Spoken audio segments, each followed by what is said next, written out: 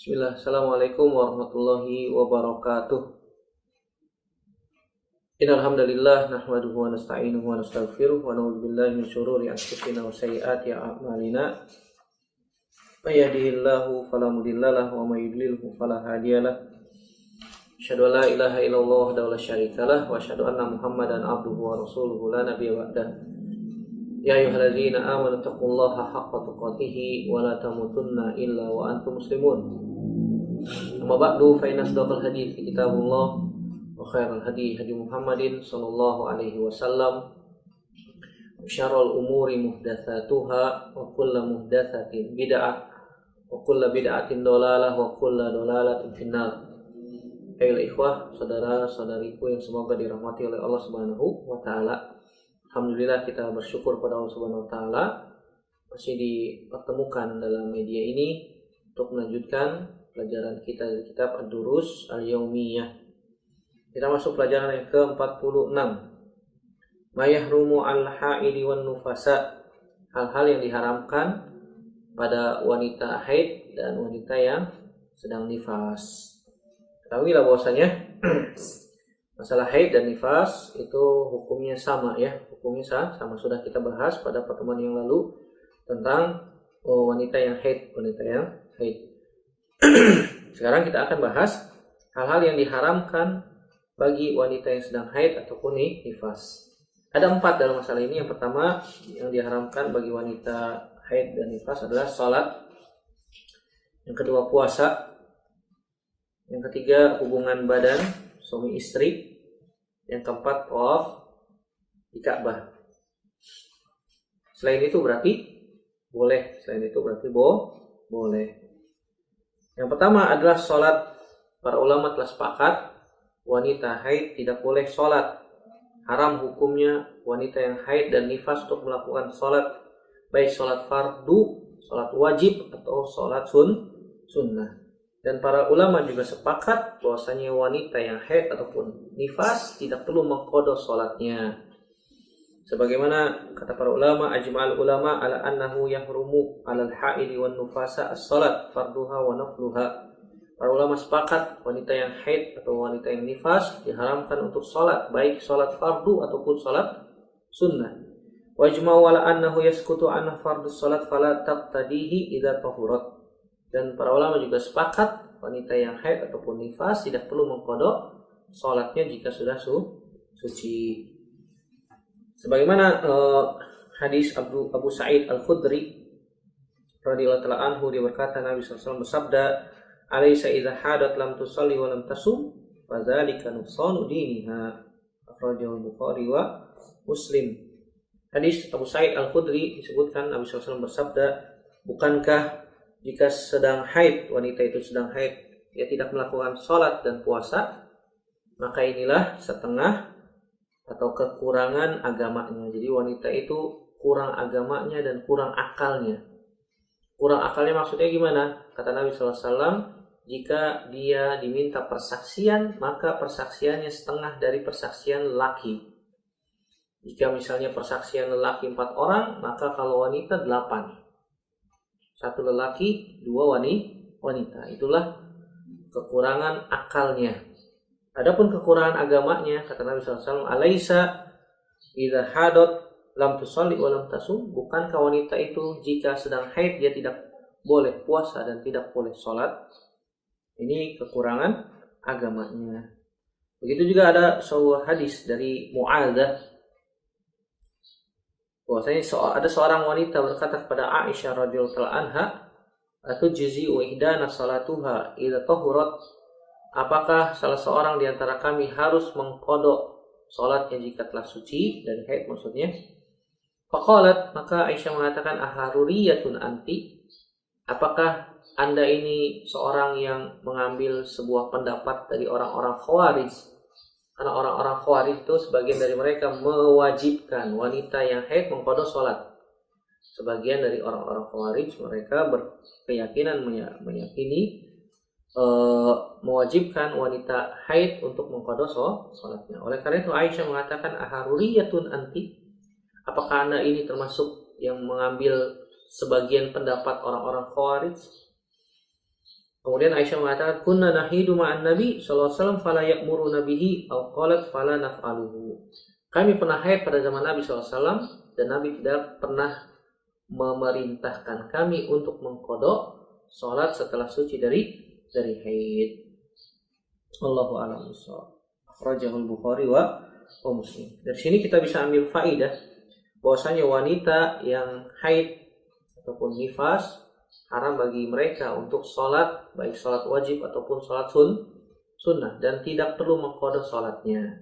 Tidak perlu mengqadha sholatnya. Adapun faedah yang bisa kita ambil, yang pertama, jika seorang wanita haid sebelum asar, apakah dia wajib sholat zuhur atau tidak? Apakah dia wajib mengqadha sholat zuhurnya atau tidak?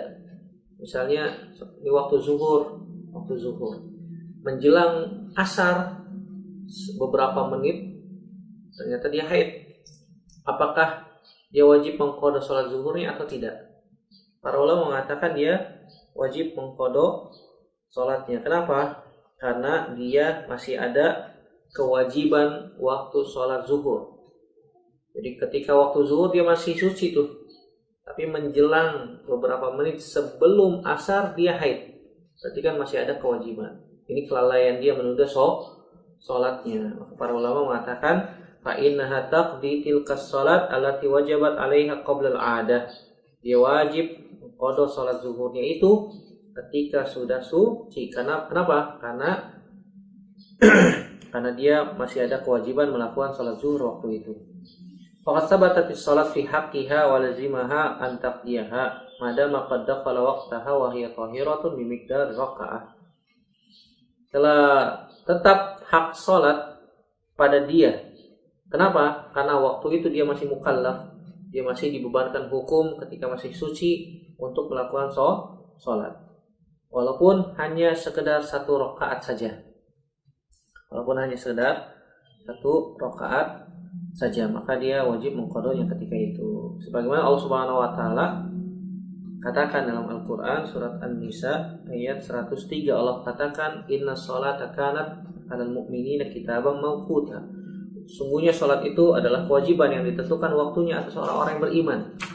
Oleh karena itu jangan suka menunda-nunda salat. Bagi wanita nih, wanita yang sering menunda-nunda salat, maka perhatikan masalah ini.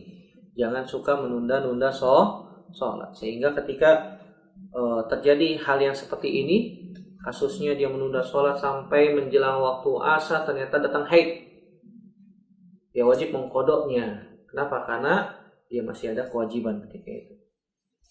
Yang kedua, sebaliknya, kalau misalnya dia suci dari haidnya menjelang waktu asar, apakah dia wajib mengqadhanya?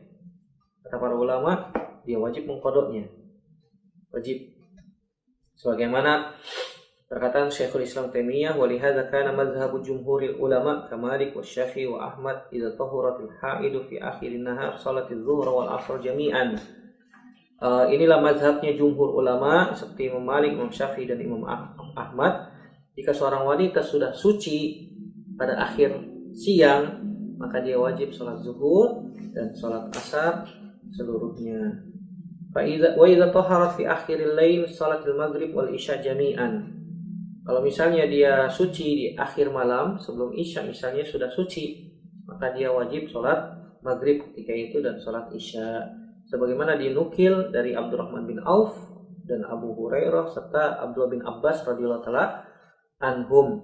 Lianna al-waqta mushtarikun baina as-salataini fi halil udhri fa idza taharat fi akhirin nahar فوقت الظهر باق فتصليها قبل العصر وإذا طهرت في آخر الليل فوقت المغرب باق في حال العذر فتصليها قبل العشاء. Kenapa? Karena waktu-waktu tersebut adalah mustarikun. Waktu-waktu tersebut waktu yang bergabungnya dua kewajiban ketika dalam sholat. Dalam keadaan uzur, seorang wanita yang suci di akhir siang, maka dia wajib sholat zuhur dan sholat asar. Wanita yang suci di di akhir malam, maka dia wajib sholat maghrib dan sholat isya. Wallahu ta'ala alam bishawab. Ini disebutkan oleh Syekhul Islam Ibnu Taimiyah. Yang kedua yang diharamkan bagi wanita haid dan nifas adalah puasa. Sebagaimana sudah dinukil oleh ijma bahwasanya wanita yang haid dan nifas meninggalkan puasa, tetapi wajib mengqadha puasa Ramadan. Wajib mengqadha. Sebagaimana perkataan Aisyah radhiyallahu anha, kana yusibuna dzalik ta'nil haid wa nu'maru bi qada'is shaum wa la nu'maru bi qada'is salat. Akhrajahu Muslim. Sebagaimana disebutkan oleh Aisyah radhiyallahu anha, kami pernah mengalami haid pada waktu masa Nabi, pada zaman Nabi SAW. Kemudian Nabi memerintahkan kami untuk mengqadha puasa dan tidak memerintahkan kami untuk mengqadha salat. Akhrajahu Muslim. Wallahu a'lam bishawab. Faedah yang bisa kita ambil yang pertama, jika seorang wanita haid sebelum waktu subuh dan belum mandi, maka apakah wajib puasa? Maka jawabannya dia tetap wajib puasa. Dia harus niat puasa dan puasanya sah. Sebelum waktu subuh dia suci dari haid, maka dia boleh mengakhirkan mandinya. Dia niat puasa, kemudian sahur, kemudian ketika azan atau setelah azan dia mandi, kemudian dia sholat subuh. Karena wanita tidak diwajibkan untuk sholat berjamaah di masjid. Oleh karena itu dia sah puasanya ketika niat waktu itu dan sahur. Sebagaimana kata para ulama, dan ini perkataan jumhur, anal haido idza tahurat qabla al-fajri wa nawatis siyam sahha shaumuha wa la yatawaqqafu sihhatas siyam 'ala al-ghusli bi khilafis salat wa huwa qaulul jumhur. Bahwasanya wanita yang haid jika dia setelah suci sebelum waktu fajar, maka dia berniat untuk berpuasa, maka puasanya sah. Puasanya sah. Karena sahnya puasa sama sekali tidak ada kaitannya dengan mandi. Tidak ada kaitannya dengan mandi. Berbeda dengan sholat. Sholat harus mandi dulu karena harus suci. Kalau puasa tidak ada kaitannya, tidak ada hubungannya dengan mandi. Wallahu a'lam bishawab.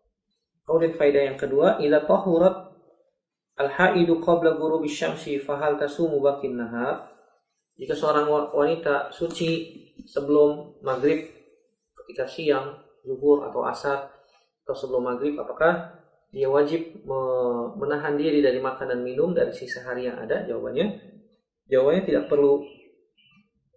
Tidak perlu. Maka tidak ada manfaatnya dia berpuasa. Karena kenapa? Karena dia sudah tidak ada niat ketika awal siang, ketika malam hari dia tidak berpuasa karena masih haid. Kata para ulama, la yalzamuha, tidak wajib bagi dia untuk menahan diri dari sisa waktu yang ada. Fahiya qad aftarat fi awalihi, karena dia sudah buka dari awal siang, wasataqdi yauman anhu falada'iya lil imsaki baqil yaum. Dan dia sudah meniatkan qada, maka ketika itu tidak bermanfaat lagi, tidak ada faidahnya dia menahan diri untuk puasa di sisa hari yang ada. Tapi kata para ulama, jangan makan dan minum di hadapan manusia, khawatir fitnah. Sebagaimana sebuah riwayat dari Ibnu Jurayj, dia mengatakan, aku berkata kepada Atha bin Abi Rabbah, al-mar'atu tusbihu ha'idon summa tadhuru fi ba'din nahari atatammahu. Kata Ibnu Jurayj berkata kepada Atha, seorang wanita yang haid kemudian dia suci di waktu sebelum subuh, di waktu pagi sebelum subuh, summa tadhur fi ba'din nahar, seorang wanita di haid di waktu pagi kemudian suci pada pertengahan siang. Artinya dia telah haid, kemudian di pertengahan hari, di siang hari dia suci. Apakah dia wajib berpuasa, menyempurnakan puasa di sisa hari yang ada? Ibnu Jurayj mengatakan la, tidak perlu. Wahia qadiyatun, dan akan tetapi ia harus mengkodoknya. Ia harus mengkodoknya. Kenapa? Karena emang di awal dia sudah tidak niat puasa, maka tidak ada faedahnya lagi dia menahan diri dari makan dan minum di sisa hari yang ada. Allahu a'lam. Yang ketiga yang diharamkan bagi wanita haid dan nifas adalah al-jima, al-wat'u fil farji, itu hubungan badan di kemaluan. Wat'ul haidi fil farji ay al-jima la yajuz bi ittifaqil a'immah kama harrama Allah ta'ala dzalika biqaulihi fa'tazilun nisaa fil mahid. Wa qala isna'u kulla syai'in illa nikah. Qala Syekhul Islam fil fatawa wa wat'un nufasa ka wat'il haidi haramun bi ittifaqil a'immah. Hubungan badan di kemaluan, di farjinya seorang wanita, atau hubungan badan atau jima, hukumnya tidak boleh ketika wanita atau istri sedang haid. Ini berdasarkan kesepakatan para ulama, kesepakatan para imam Abu Hanifah, Imam Malik, Imam Syafi'i, Imam Ahmad, semuanya sepakat. Sebagaimana Allah Subhanahu wa taala haramkan dalam Al-Qur'an surat Al-Baqarah ayat 222. Allah Subhanahu wa taala katakan, fa'tazilun nisaa fil mahid, maka jauhilah diri kalian dari wanita yang sedang haid. Maksudnya nggak boleh hubungan badan, tidak boleh hubungan badan. Nabi SAW mengatakan isna'u kulla syai'in illa nikah. Dalam riwayat Imam Muslim dan Abu Daud, An-Nasai, Ibnu Majah, Tirmidzi dan seterusnya mengatakan Nabi SAW bersabda, lakukan apa saja, isna'u kulla syai'in, lakukan apa saja, illa nikah, kecuali nikah. Maksudnya adalah kecuali hubungan badan. Syekhul Islam mengatakan dalam Majmu' Fatawa, wat'un nufasa kawat il haid haramun bittifaqil a'immah. Hubungan badan menggauli istri ketika nifas hukumnya sama seperti menggauli istri ketika haid, hukumnya haram berdasarkan kesepakatan para ulama. Jadi kalau ada seorang suami menggauli istrinya di kemaluannya ketika istrinya sedang haid, ini dosa besar.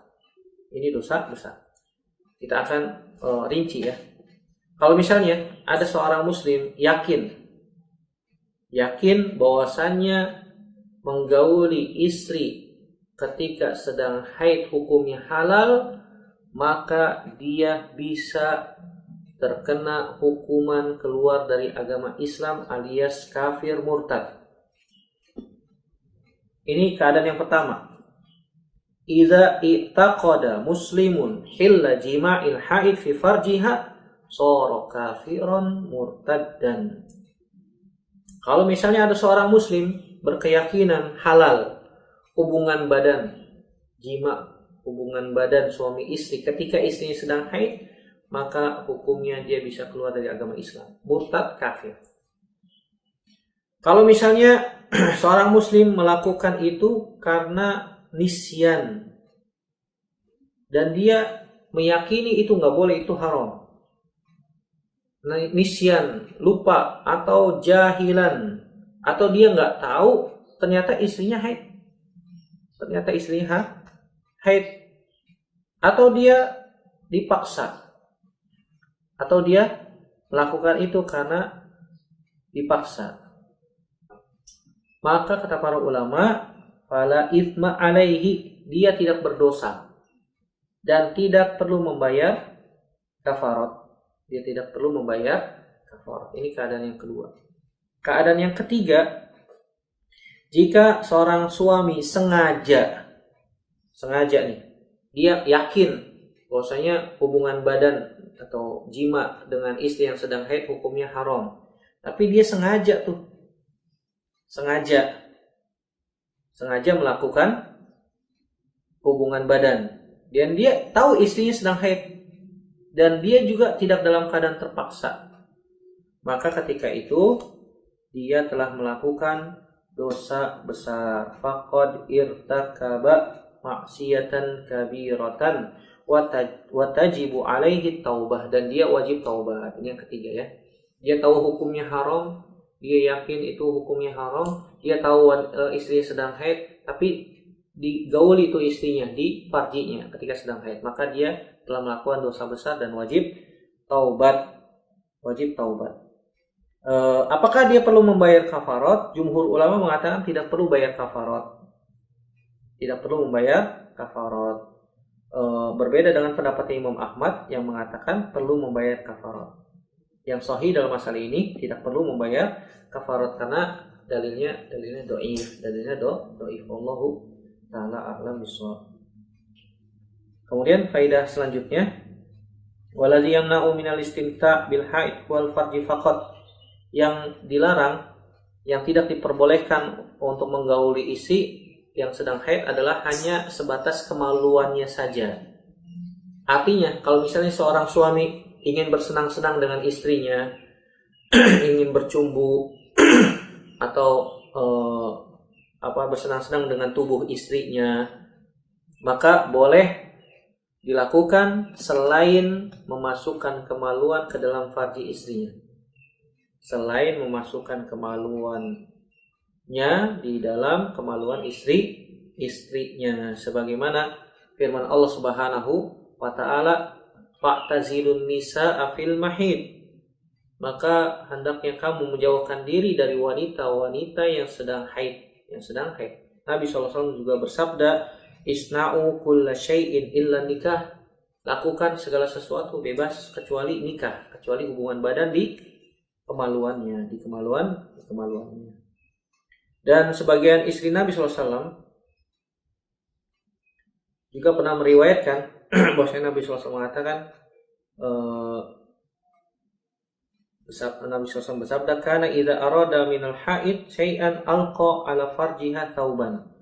Nabi SAW jika menginginkan sesuatu dari istrinya yang sedang haid, maka beliau SAW menutup kemaluan istrinya dengan pakaian, khawatir terjadi sesuatu yang diharamkan oleh Allah Subhanahu wa taala, itu menggauli istri ketika sedang haid. Akhrajahu Abu Dawud bi sanadin sahih. Maka kita katakan dalil yang paling kuat dalam masalah ini adalah hadis Masruq, bahwasanya Nabi Shallallahu alaihi wasallam beliau pernah bertanya kepada Aisyah radhiyallahu anha. Masruq ibnul Ajda, seorang tabi'in, pernah bertanya kepada Aisyah radhiyallahu anha, ummul mukminin, ini uridu an as'alaki an syai'in wa ana astahi. Aku ingin bertanya kepada Anda wahai ummul mukminin, tapi saya malu. Faqalat innama ana ummuka wa anta ibni. Aisyah mengatakan, sungguhnya aku adalah ibumu, ibu orang-orang yang beriman maksudnya, dan engkau adalah anakku. Faqala, kemudian Masruq ibnul Ajda mengatakan, malir rajuli min imra'atihi wa hiya haidun. Apa yang boleh dilakukan oleh seorang suami kepada istrinya yang sedang haid? Maka Aisyah radhiyallahu taala anha mengatakan, lahu kullu syai'in illa farjaha. Lahu kullu syai'in illa farjaha. Engkau boleh melakukan apapun tubuhnya untukmu, maksudnya gitu ya, kecuali kemaluannya. Illa farjaha, kecuali kemaluan, artinya kecuali memasukkan kemaluan di farji istrinya, maka ini tidak boleh. Dan tidak diragukan lagi bahwasanya Aisyah radhiyallahu anha ini adalah istri Nabi, dan beliau adalah orang yang paling tahu dalam masalah ini. Allahu ta'ala a'lam bishawab. Kemudian faedah selanjutnya yaitu, idza tahuratul mar'ah minal haid fala yahil li zawjiha an yujami'aha illa idza tasalat. Tidak halal, tidak boleh bagi suami untuk menggauli istrinya setelah selesai haid kecuali setelah mandi. Artinya kalau istrinya belum mandi jangan digauli dulu sampai dia mandi. Sebagaimana Allah Subhanahu wa taala katakan, "Wala taqrabuhunna hatta yatahurna. Fa idza tatahharna fa'tuhunna min haitsu amarakumullah." Jangan dekati mereka wanita-wanita yang sedang haid sampai dia bersuci, sampai dia mandi. Jika sudah mandi maka datangi dari mana saja yang engkau kehendaki, dari mana saja yang Allah Subhanahu wa taala perintahkan. Imam Mujahid mengatakan linnisa itu tuhrun qauluhu ta'ala hatta yathurna idza tasalna wala tahil li zawjiha hatta tagtasil yaqulu fa'tuhunna min haitsu amarakumullah min haitsu yakhrujud dam fa in lam ya'tiha min haitsu amarallahu falaysa minat tawabin wala minal mutatahhirin. Imam Mujahid mengatakan bahwasanya seorang wanita memiliki dua kesucian, tuhron. Yang pertama, suci yang diungkapkan oleh Allah Subhanahu wa taala dalam Al-Qur'an, hatta yathurna, sampai mereka bersuci. Maknanya sampai dia mandi. Maknanya adalah sampai dia mandi. Makanya tidak boleh, tidak halal bagi seorang suami untuk menggauli istrinya yang baru selesai dari haid sampai dia mandi. Kemudian yang kedua, fa'tuhunna min haitsu amarakumullah. Maka maknanya adalah tempat keluar darah. Tempat keluar darah ya farji. Tegasnya, jika ia tidak mendatanginya pada tempat tersebut, maka ia tidak termasuk orang yang kembali kepada Allah dan tidak termasuk orang-orang yang bersuci. Tempat keluarnya darah. Artinya boleh datangi dia di tempat farjinya sebagaimana Allah Subhanahu wa taala telah perintahkan hal tersebut. Min haitsu amarakumullah. Lihat bahasa Al-Qur'an itu luar biasa ya. Bahasanya sopan, santun.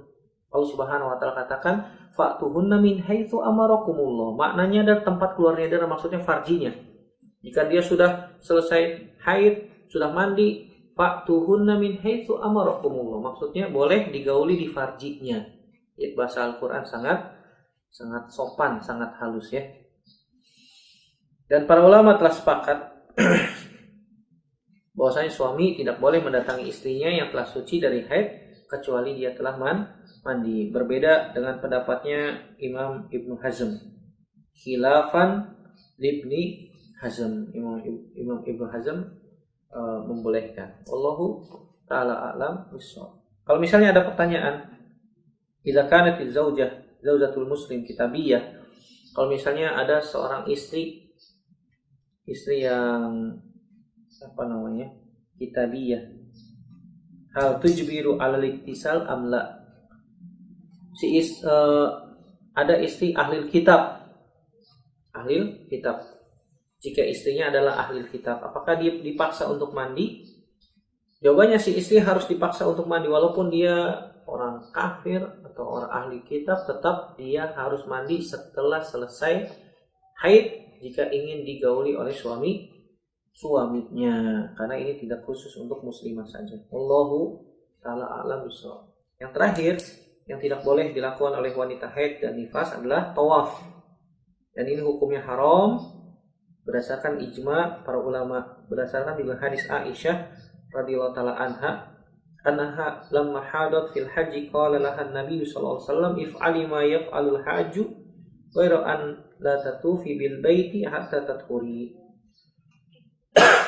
Sebagaimana hadis Aisyah radhiyallahu taala anha ketika haid di masa waktu haji, maka Nabi SAW mengatakan kepadanya, if'ali ma yaf'alul hajju, lakukan sebagaimana dilakukan oleh jamaah haji yang lain kecuali tawaf di Ka'bah sehingga engkau telah suci. Hadis ini dikeluarkan oleh Imam Bukhari. Jadi ini 4 hal yang tidak boleh dilakukan oleh wanita yang sedang haid dan sedang nifas. Apa saja? Yang pertama sholat, yang kedua puasa, yang ketiga adalah hubungan badan, yang keempat adalah tawaf. Demikian yang bisa kita bahas. Berarti selain dari 4 itu maka boleh dilakukan. Allahu ta'ala alam bishawab. Semoga bermanfaat. Aku qouli hadza astaghfirullah li wa lakum. Subhanakallahumma wa bihamdika asyhadu an la ilaha illa anta astaghfiruka wa atubu ilaik. Wassalamualaikum warahmatullahi wabarakatuh.